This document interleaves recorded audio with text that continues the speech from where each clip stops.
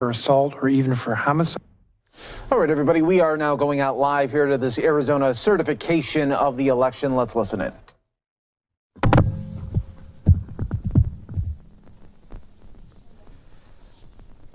morning, everyone. Today we are canvassing the official results for Arizona's 2020 general election held on November 3rd, 2020. Also here from the Secretary of State's office is Elections Director Bo Duell.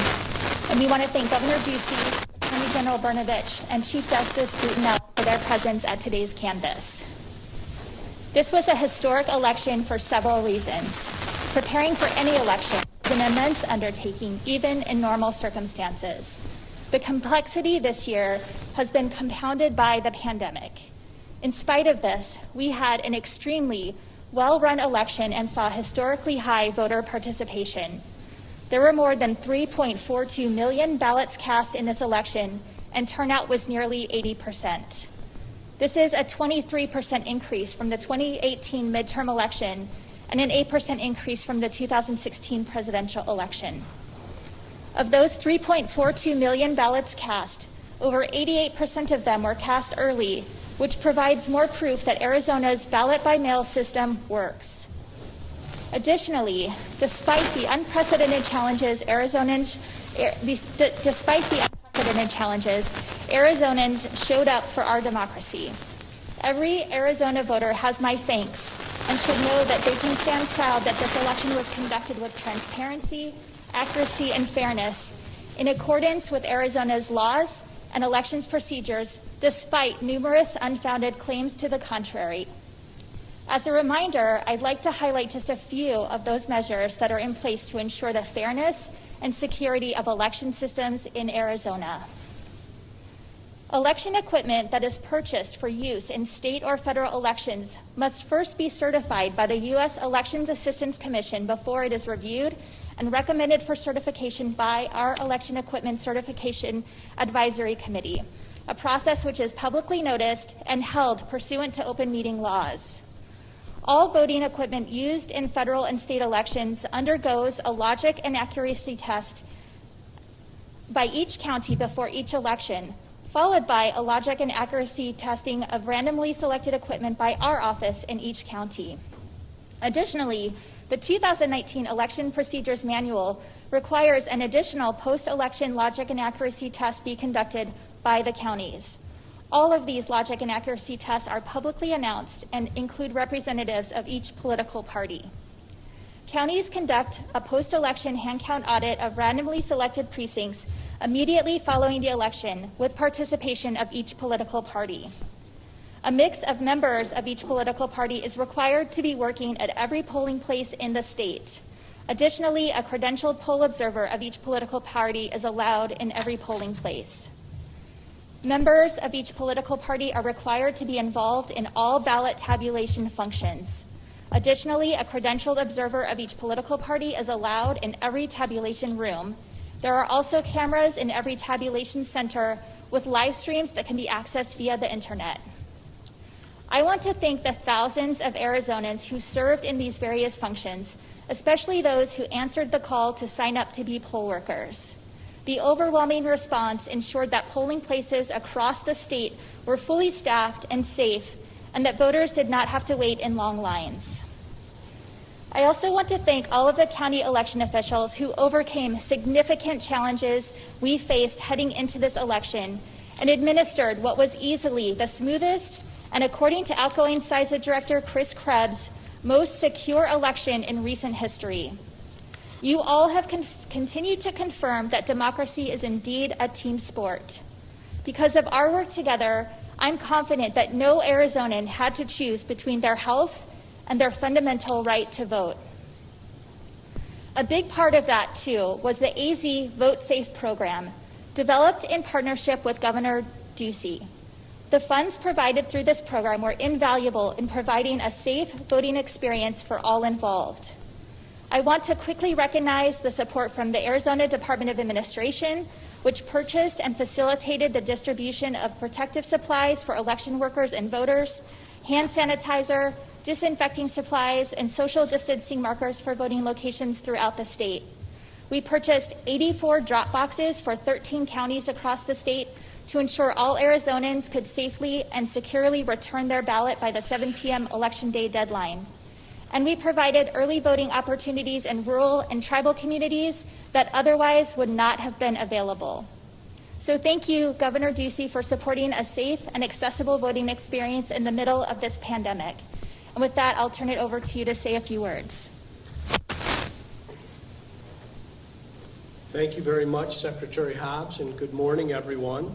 I'm joined here today by Chief Justice of the Arizona Supreme Court, Robert Brutinel, Secretary of State, Katie Hobbs, Attorney General Mark Brnovich, and Director of Election Services, Bo Dahl. I want to thank you all for joining me here. As you know, this year was different than any other. With 2020, the pandemic and COVID-19 brought new, unprecedented challenges for our state. But as I've said before, we do elections well here in Arizona. The system is strong, and that's why I have bragged on it so much. I want to thank Secretary of State Katie Hobbs, Attorney General Mark Brnovich, the county election offices, the county recorder's offices, our poll workers, and all the volunteers for their dedication to the success of our election system. Other states explored and experimented with Election Day. Arizona did not. If you recall, there was talk earlier in the year about not having Election Day voting. Some suggested canceling it. In Arizona, we said, no, thank you. We are going to have Election Day. This is America, and no voter should be disenfranchised. Thanks to the hard work of our election workers, we preserved Election Day. In the summer, we invested in our election system to guarantee that every Arizonan who wanted to vote could vote. With this money, we provided additional resources to ensure our election workers had the necessary PPE to stay safe. We made state employees available to volunteer at the polls so that our most vulnerable were not at risk. We increased the number of ballot drop-off locations and expanded curbside voting at the polls. And we provided state buildings to be used as additional polling places. Voting is one of the most important rights and responsibilities in our democracy, and I want to thank Arizonans for making their voices heard and voting in record numbers. The votes have been tabulated. All 15 counties have certified their results.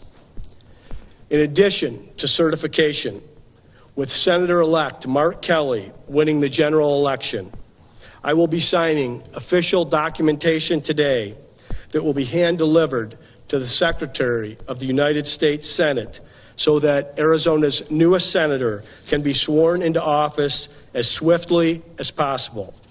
And with that, let's get to work. All right. Thank you, Governor Ducey. With that, I will sign this canvas document, which contains Arizona's official results for the 2020 general election based on the official canvases from each of the 15 counties. After I sign the canvas, I will pass it to Governor Ducey, the Attorney General, and Chief Justice, who will place their affirming signatures on the document as well.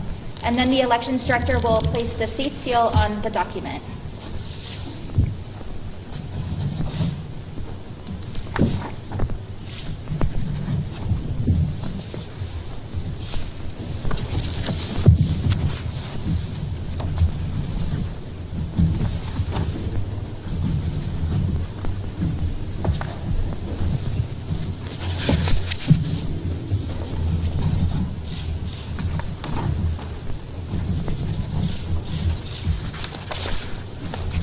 Just those two.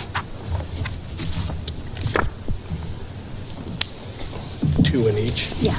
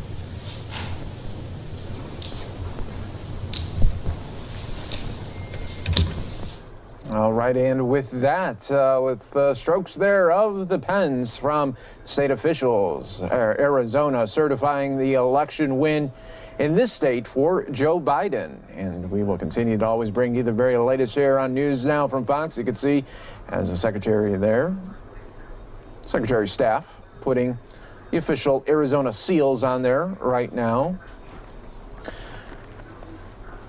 And we will always continue to bring you the very latest here on News Now from Fox, live, raw, and unfiltered as always. And with that, President Trump, it looks like with his legal challenges, it looks like his only really path to try to overturn the election would be the Supreme Court. Even yesterday in a Fox News interview, he said getting to the Supreme Court is tough alone right there. So let's see if they're going to be making any more remarks. Based on the official canvass, my office and the governor's office have also prepared the certificates of ascertainment for presidential electors, the certificate of election for U.S. Senator, and the proclamation by the governor declaring the ballot measures approved by the voters. And we will now sign each of those documents.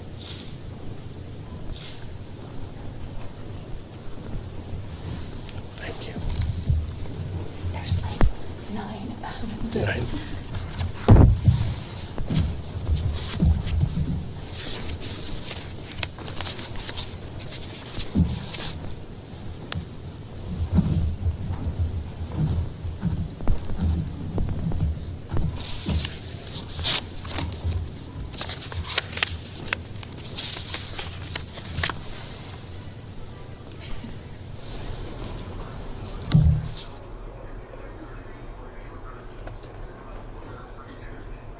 And more News Now from Fox will continue in just 2 minutes, everyone.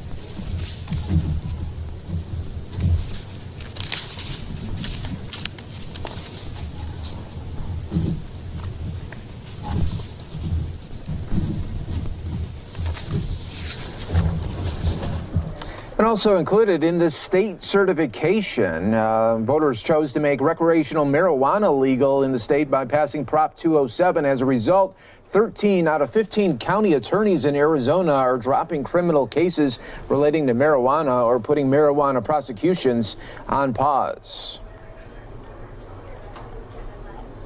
A Valley attorney explains what's next with recreational marijuana as it becomes legalized. Roughly 6,000 cases with charges under Prop 207 in Maricopa County, and of those, 3,500 bench warrants are soon to be dismissed upon review by the Maricopa County Attorney's Office.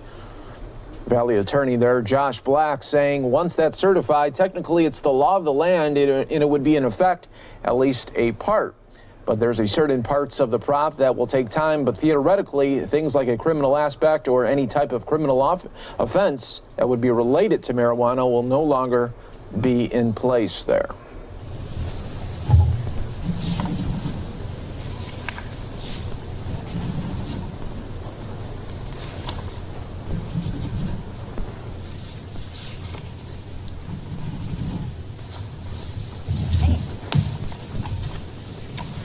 All right, well, this concludes the official canvass of the November 3rd, 2020 general election. I want to close again by thanking the voters of Arizona.